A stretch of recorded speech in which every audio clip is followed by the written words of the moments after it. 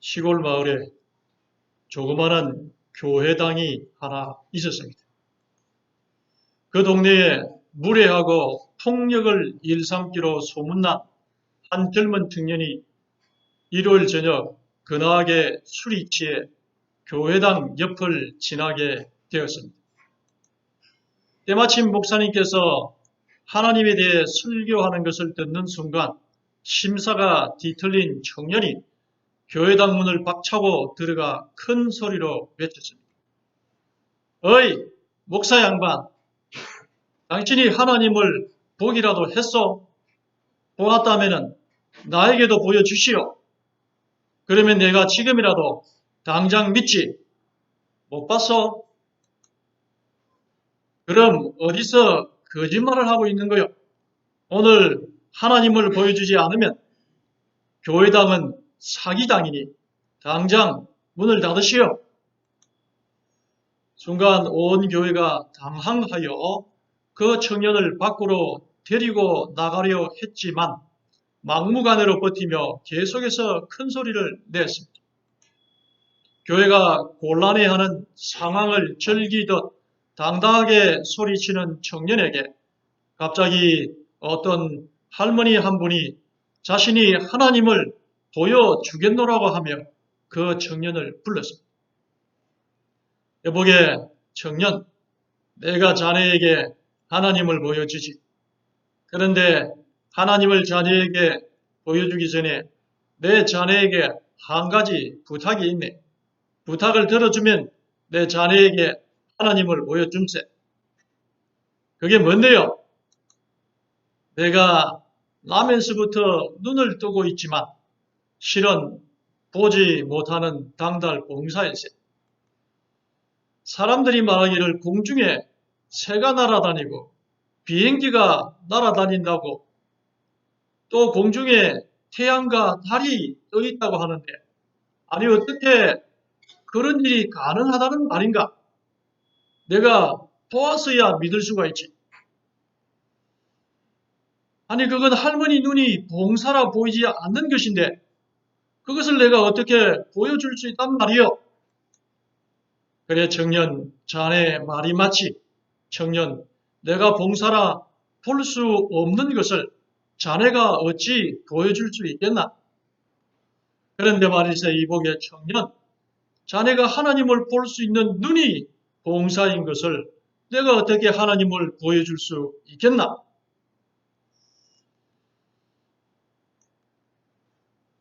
내가 보지 못한다고 하나님이 없는 것이 아닙니다.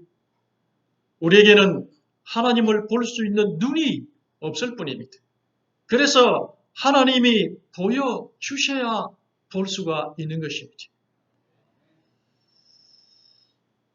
요한복음 14장 8절에 빌립이 이르되 주여 아버지를 우리에게 보여 주옵소서 그리하면 좋하겠나이다. 예수께서 이르시되 빌립아 내가 이렇게 오래 너희와 함께 있을 때 내가 나를 알지 못하느냐? 나를 본 자는 아버지를 보았거늘 어찌하여 아버지를 보이라 하느냐? 내가 아버지 안에 거하고 아버지는 내 안에 계신 것을 내가 믿지 아니하느냐? 내가 너희에게 이르는 말은 스스로 하는 것이 아니라 아버지께서 내 안에 계셔서 그의 일을 하시는 것이라. 내가 아버지 안에 거하고 아버지께서 내 안에 계심을 믿으라.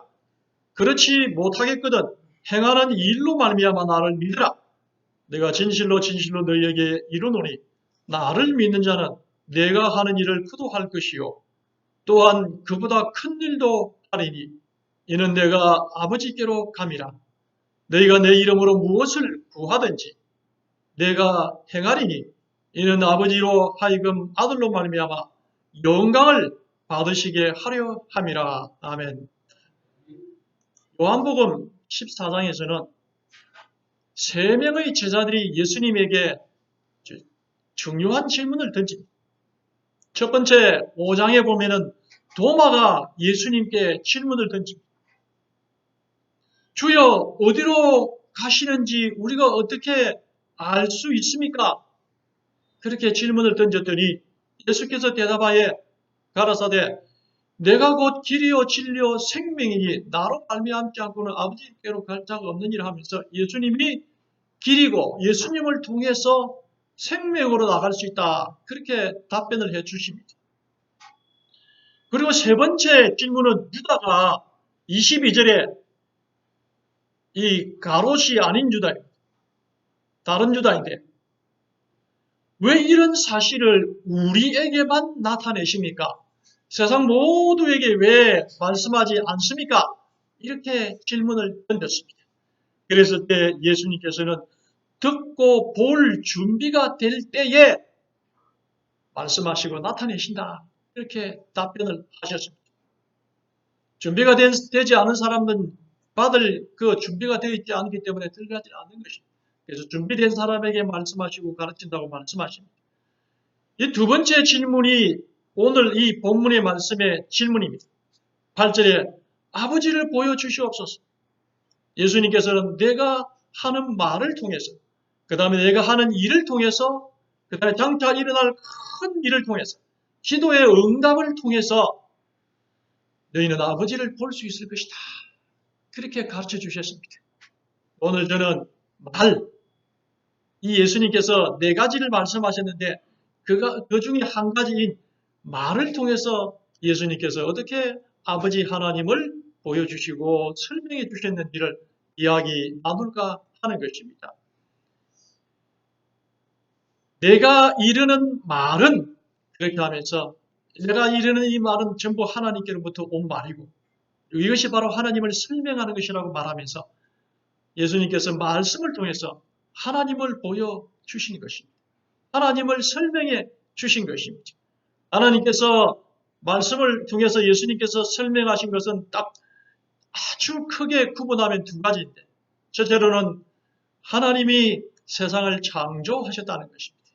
요한복음 1장 1절로 4절에 보면은 만물이 그로 말미암아 지은 바 되었으니 하면서 하나님께서 세상을 창조하셨고 그 창조하실 때에 삼위 하나님께서 함께 동참하셔서 그 사역을 하셨고 예수님께서도 말씀으로서 창조에 참여하셨다 하는 사실을 말씀해 주시면서 이 세상은 우연히 있어 온 것이 아니고 또 대폭발로 인해서 이루어진 것도 아니고 하나님께서 창조하심으로 말미암아서 이 세상이 존재하게 되었다 하는 사실을 정확하게 명확하게 선포를 하셨습니다.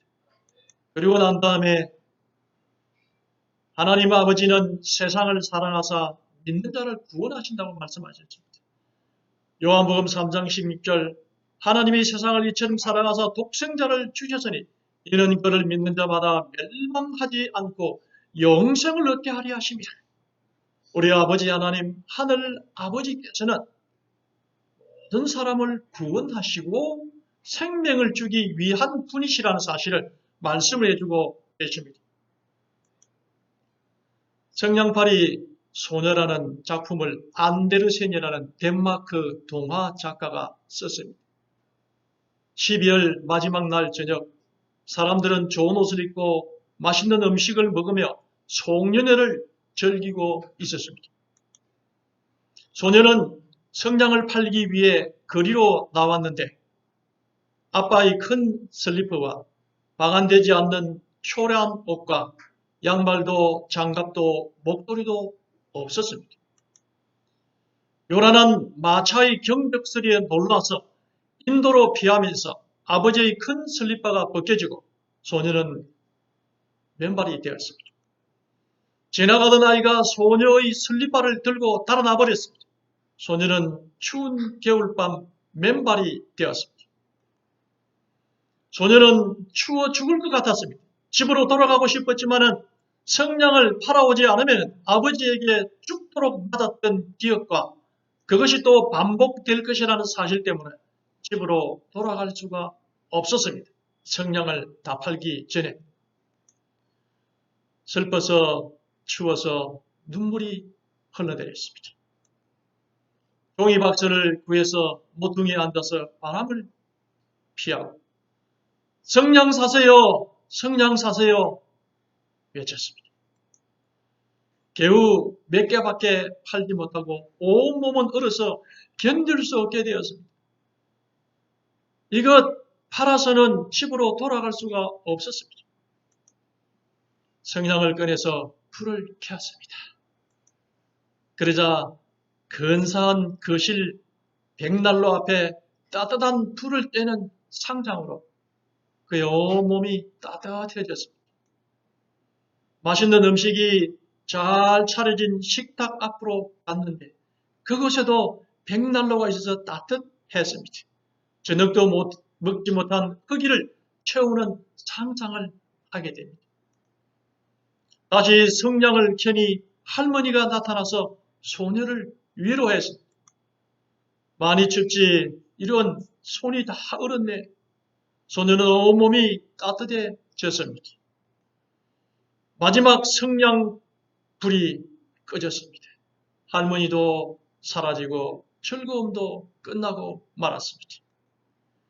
하늘에서 별똥별이 떨어지고 소녀의 생명도 끝이 납니다. 설리불을 가지고 도망쳤던 아이로 보이는 소년이 모퉁이에 얼어 죽어 있는 맨발의 소녀를 바라봅니다. 자신과 소녀의 죽음과는 아무 상관이 없다고 생각하고 지나갑니다. 행인들이 모여서 소녀의 죽음을 안타까워하지만 그들은 소녀의 성냥을 사 주었으면 죽지 않았을 것이라는 사연을 알지 못합니다. 밤은 깊어가고 행인들은 제 길을 가고 술 취한 아버지는 소녀를 찾아오지도 않습니다. 모퉁이에서 소녀의 죽은 몸은 얼음으로 변했습니다. 안데르센이 본 인생입니다. 우리의 인생이 이와 같다. 그렇게 설명을 하고 있습니다. 이 슬픈 이야기이지만 그러나 예수님께서는 이 소녀는 아버지 때문에 두려워서 집으로 돌아갈 수 없었지만 하나님께서는 예수님을 통해서 그런 아버지가 아니라는 사실을 설명해 주고 계십니다. 예수님이 말씀하시는 하늘 아버지는 어떤 분이십니까? 누가복음 15장 11절로 32절에 말씀하십니다. 아버지에게는 두 아들이 있었습니다. 큰 아들은 아버지의 뜻을 잘 따랐지만 작은 아들은 말썽을 많이 부렸습니다. 어느 날 작은 아들이 아버지에게 말하였습니다. 아버지, 재산 가운데서 저에게 돌아올 몫을 주세요. 형은 동생을 다그쳤지만 동생은 형의 말을 듣지 않았습니다. 아들을 사랑한 아버지는 작은 아들에게 재산을 나누어 주었고 작은 아들은 그 돈을 들고 먼 고장으로 도시로 떠나갔습니다. 그는 아버지께 받은 돈으로 즐기고 누리며 재산을 허비하였습니다. 그러는 동안에도 아버지는 아들이 돌아오기만을 기다리고 있었습니다. 재산을 모두 탕진하여 빈털터리가 된 아들은 굶주림에 허덕이기 시작하였습니다. 겨우 돼지치는 일을 하게 되면서 자신의 행동에 후회를 하기 시작했습니다. 주인은 사람이 먹을 양식을 따로 주지 않았습니다. 굶주림에 지친 그는 급기야 돼지의 먹이를 주워 먹기까지 했습니다. 더 이상 먹을 것이 없어진 아들은 아버지께 돌아가기로 마음을 굳혔습니다. 양식이 풍족하고 일꾼도 대접받는 사랑 많은 그의 아버지를 생각합니다. 하지만 그의 발걸음은 무거웠습니다. 자신에겐 아들의 자격이 없다고 여겼기 때문입니다. 그렇지만은 아버지는 아들을 기다리며 매일 그 길목에 서 있었습니다. 아들을 발견한 아버지는 깜짝 놀랐습니다. 살아서 돌아온 아들이 반가워 그저 눈물을 흘릴 뿐이었습니다. 돌아와 주어서 고맙다. 그동안 얼마나 힘들었니? 늘 사랑하기에 이토록 기다리단다. 아들은 아버지께 죄송할 따름이었고 종으로라도 살게 해달라고 하였지만 아버지는 아들이 살아왔다는 사실만으로도 기쁨이 넘쳤습니다. 기쁨이 넘친 아버지는 살찐 송아지를 잡고 사람들을 초대하여 즐거운 잔치를 열었습니다. 아들에게는 가장 좋은 새 옷을 입혀주고 반지와 신발로 아름답게 장식해 주었습니다. 아버지의 품으로 돌아오는 그날까지 하나님 아버지께서는 우리를 기다리십니다. 예수님께서 말씀하시는 하늘에 계신 우리 아버지, 하나님은 우리의 아버지라는 사실을 말씀해주고 계십니다.